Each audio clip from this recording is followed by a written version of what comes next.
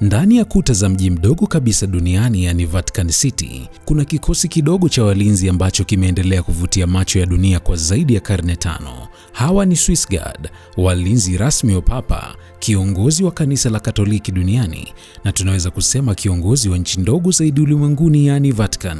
Kwa muonekano wa haraka, wengi huvutiwa na sare zao za rangi na silaha za jadi walizobeba, lakini nyuma ya mavazi hayo ya kihistoria kuna jeshi la kisasa lenye mafunzo makali na jukumu nyeti la kulinda maisha ya Papa pamoja na usalama wa Vatican.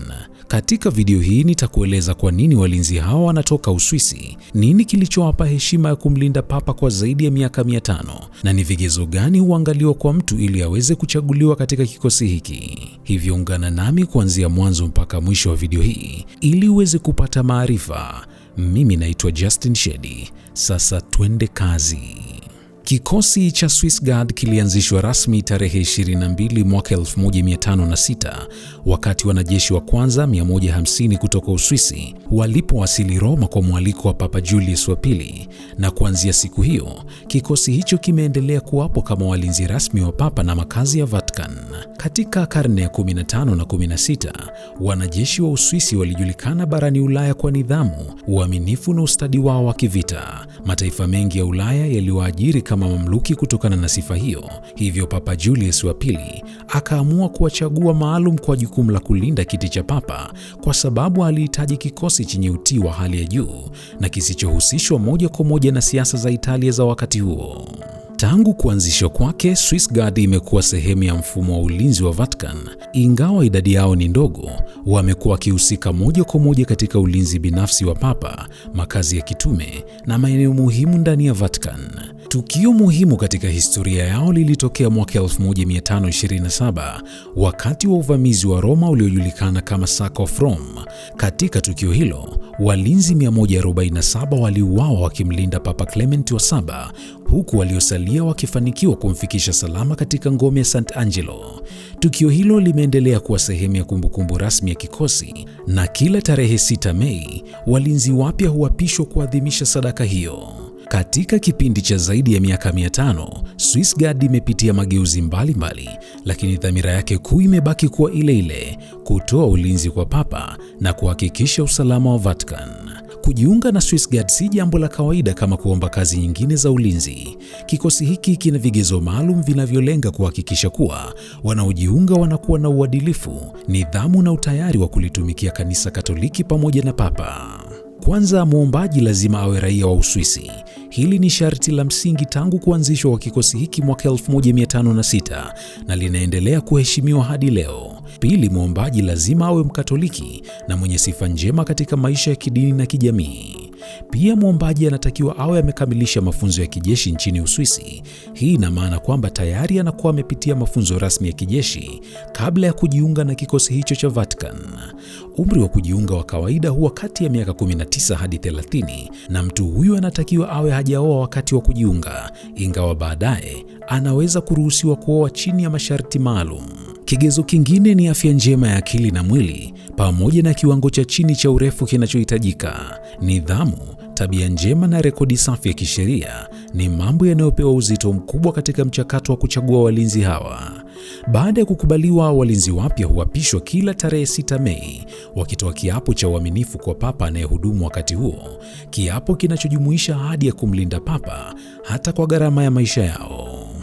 Kwa kuzingatia masharti haya, Swiss Guard hubaki kuwa kikosi kidogo lakini chenye viwango vya juu vya uteuzi, kinacholenga ubora kuliko wingi wa wanajeshi. Baada ya kukidhi vigezo vya kujiunga, mwanachama wa Swiss Guard hupitia mafunzo ya ziada yanayolenga kumwandaa katika mazingira ya kiusalama ndani ya Vatican.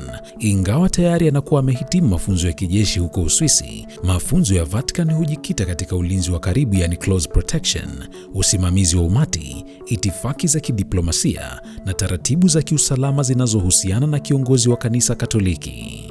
Mafunzo hayo yanajumuisha matumizi ya silaha za kisasa, mbinu za kukabiliana na vitisho vya kiusalama na mazoezi ya haraka ya uokoaji. Pia wanajeshi hawa hupewa mafunzo ya lugha, hasa Kiitaliano, kwa kuwa hiyo ndiyo lugha inayotumika zaidi katika shughuli za kila siku za Vatican. Nidhamu na uelewa wa itifaki za kipapa ni sehemu muhimu ya maandalizi yao, hasa wanapohudumu katika hafla za kimataifa au mikutano ya kidiplomasia. Licha ya majukumu mengi walionayo, kazi kuu ya kikosi hiki ni kumlinda Papa binafsi, iwe ndani ya Vatican au katika ziara zake kimataifa. Swiss Guard hushirikiana na vyombo vingine vya usalama vya Vatican na vya nchi husika wakati wa safari za Papa nje ya Italia ili kuhakikisha kiongozi huyo anakuwa na usalama wa kutosha. Wakiwa ndani ya Vatican, hulinda makazi ya Papa, ofisi zake na maeneo muhimu kama milango mikuu ya kuingilia. Mbali na ulinzi wa moja kwa moja, Swiss Guard husimamia usalama katika hafla rasmi, mapokezi ya viongozi wa dunia na matukio makubwa ya kidini yanayohudhuriwa na maelfu ya waumini. Uwepo wao unaendana na utaratibu wa heshima na itifaki, huku wakihakikisha usalama unaimarishwa bila kuathiri shughuli za kidini.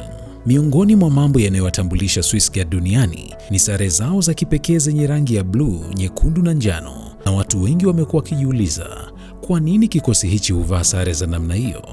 Sare ya sasa wanayovaa walinzi hawa iliboreshwa mwanzoni mwa karne ya 20, ikihifadhi muundo wa kihistoria unaoendana na mitindo ya kijeshi ya karne ya 16, na kuna dhana maarufu kwamba sare hiyo ilibuniwa na mchoraji Michelangelo, lakini tafiti za kihistoria zinaonyesha kuwa si kweli.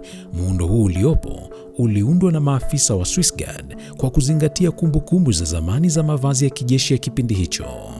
Kuna aina mbili kuu za sare: sare ya kawaida ya doria na sare ya sherehe. Wakati wa hafla rasmi, walinzi huvaa pia kofia ya chuma yenye manyoya mekundu au meupe kwa maafisa wa ngazi za juu. Ingawa sare yao inaonekana ya kihistoria na silaha wanazotumia kama ni za jadi, lakini haimaanishi kuwa wanategemea vifaa vya kale pekee.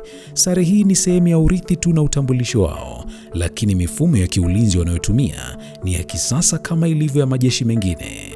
Swiss Guard kina muundo rasmi wa uongozi unaosimamia nidhamu, operesheni na utendaji kazi wa kila siku ndani ya Vatican. Kiongozi mkuu wa kikosi hichi ni kamanda au commandant, ambaye huteuliwa na Papa mwenyewe na ndio mwenye jukumu la juu kabisa la kusimamia usalama wa Papa pamoja na uendeshaji wa kikosi hicho kwa ujumla.